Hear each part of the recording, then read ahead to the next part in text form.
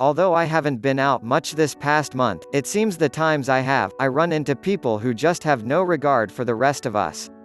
At this point, I don't know how much clearer things can be. Stay at home as much as possible. As possible is defined as, unless you must leave to get groceries, healthcare items or prescriptions because they can't be otherwise delivered to you. Yes, I know how tough this is. It's tough for all of us. No matter how much of a homebody you may be, being told you can't go anywhere is still stressful and not something anyone wants. But it's for the well-being of everyone, in the hopes this pandemic can be gotten under control with the least amount of suffering and loss of life possible. Yet there just seem to be those who either haven't gotten the memo, or worse, just don't care. Some seem to feel as if they are entitled to their rights, which include being allowed to go where they want when they want. I have trouble understanding this because exercising such a right, and read the Constitution, this isn't in there, means you will also have the additional right to get the coronavirus and give it to everyone you are around. Given that these people think that their rights supersede those of everyone else's, doesn't seem compatible with putting their own health and potentially their life at risk.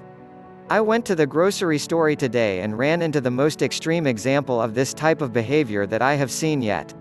The situation seemed exaggerated to the point of making me wonder if I was watching a movie being filmed or was an unwitting contestant on that old television show, You're on Candid Camera.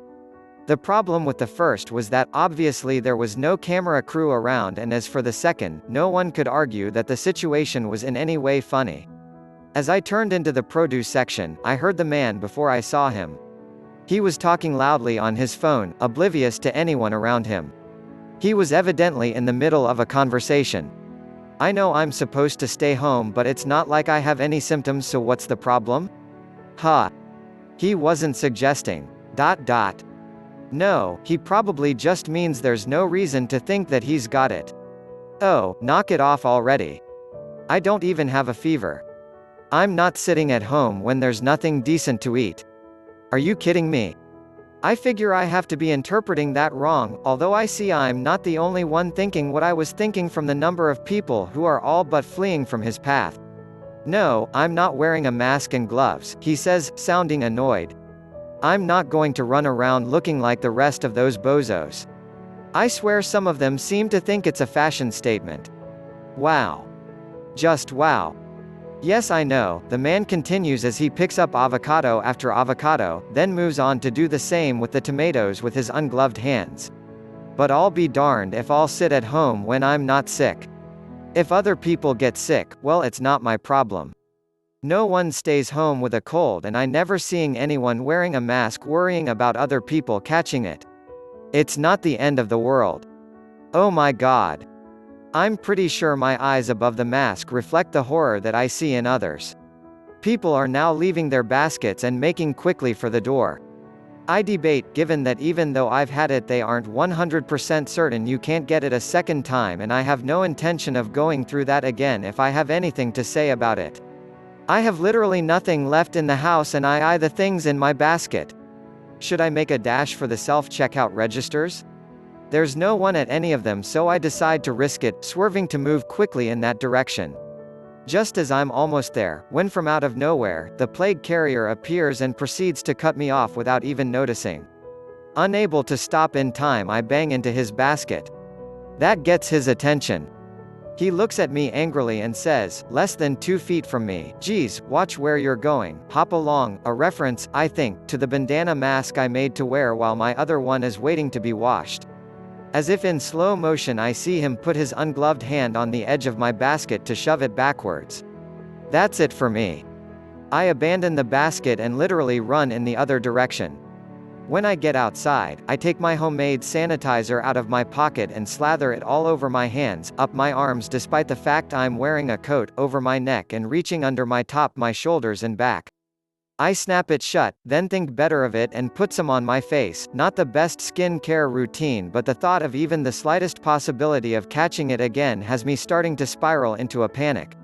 As I read the news, visit online forums and text with friends, I am increasingly astonished by the way some people are still acting despite the constant information about the severity of the pandemic. Here in Chicago, people are still gathering on beaches, and some have started pulling down fences which bar access to public parks. This past week, a homeowner was cited for throwing a crowded house party with over 1,000 people in attendance. Police were called to disperse a large crowd of people attending an Orthodox Jewish wedding the previous weekend without practicing social distancing. Last weekend the mayor knew of at least 5 large parties scheduled which were advertised on social media. There have been other examples of parties and gatherings of hundreds of people or more that have resulted in citations and fines.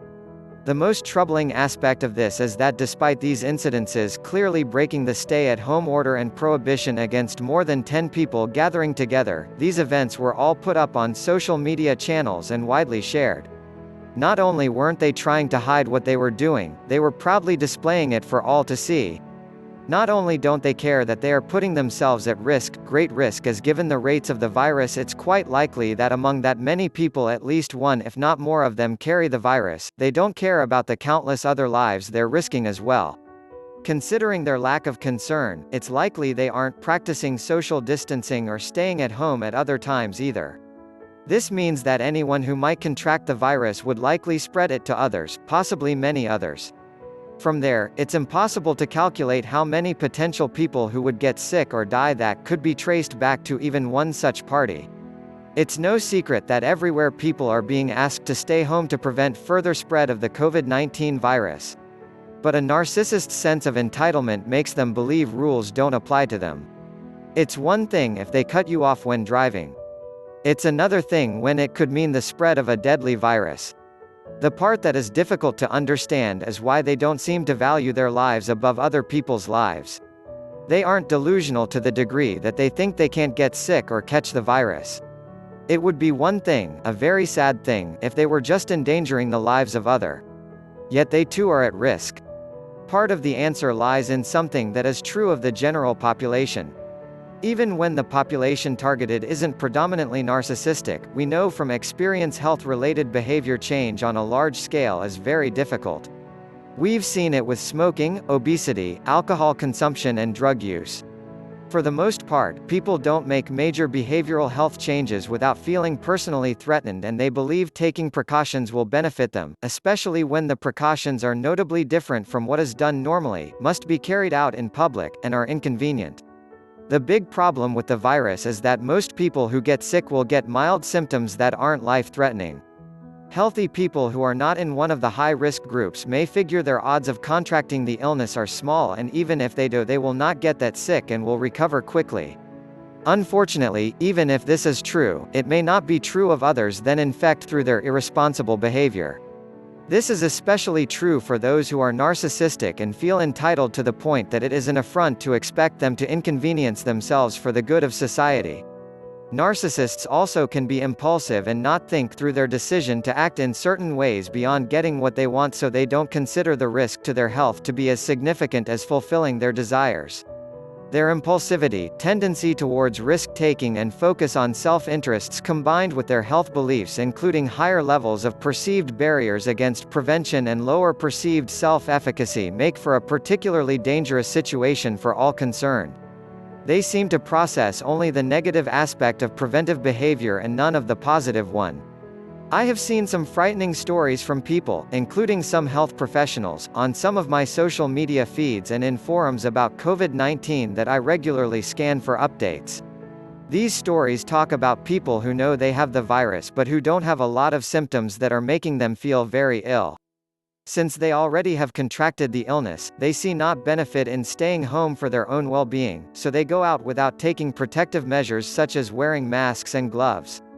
One story was about someone's sibling who was feeling unfairly inconvenienced by the stay-at-home orders and other restrictions. They decided there was no reason they shouldn't still enjoy themselves and take care of their needs, so they continued to run errands daily and attend parties held in protest of the orders. They refused to wear a mask and gloves and made no efforts to socially distance themselves from others. The kicker was that the person was coughing, had a low-grade fever and was experiencing some limited aches and pains. While it could have been something else, if it was the virus, there's no telling how many he has passed the virus to and through them how many others contracted it, and on and on. What can be done to decrease narcissistic problem behavior that puts us all at risk? Using the statistical measure of R0, pronounced R0, which is a mathematical term that indicates how contagious an infectious disease is, it's been estimated that one person with the virus can pass it to 5 to 6 other people. This will continue to occur in the population that has not had the virus and has not been vaccinated. With an R0 of 5.7, health experts have estimated that 82% of the population needs to be immune to the virus through vaccination and herd immunity to stop its transmission. Sanch, Lin, Xu, Romero Severson, Hengartner, and K. 2020. This means it's imperative that there are measures that can be taken regarding those who feel that they don't have to live by the new rules that are intended to ensure everyone's health and well-being. If the problem wasn't so serious, most health professionals would likely recommend managing these types of behaviors by changing health beliefs. Perceived barriers to being able to use preventive measures are often targeted along with self-efficacy. However, with narcissists, the perceived barriers are a sense of inconvenience that is part of their personality disorder. They aren't likely to change their perception of how restrictive they see the measures to be, and being able to stay at home or capable of wearing a mask aren't issues. Perceived severity of the illness could be targeted to instill the more realistic belief that while there are groups at increased risk for severe symptoms or death, just because someone is healthy doesn't mean they will get only mild symptoms or survive the virus. Yet given their tendency towards risk-taking and sense of superiority, they aren't likely to adopt this belief even if the information is explained by a health expert. I think the only way to realistically get these folks to stop acting like idiots and putting us all at risk is to make it personally costly to them to do so. This would be part of a larger effort aimed at targeting anyone not practicing preventive measures like they have done in Chicago. Where I live, police are constantly patrolling the streets and sirens can be heard almost constantly. Now that masks whenever you are in a public place or outside your own home are required, anyone caught not wearing one can be fined. Even with a mask, police will stop to ask you where you are going and why it is necessary. Police all over the city have been told to look out for quarantine parties, and anyone caught holding one will be fined $5,000 and possibly arrested. The cars of anyone attending will be towed. If you are ill and caught outside, you can get fined up to $1,000. The state's stay-at-home order is a legal mandate, and Chicago police have the authority to issue citations and to arrest anyone not complying with the order. For some people, the only way to impress upon them that they are not entitled to risk other people's health and lives is to hit them where it hurts.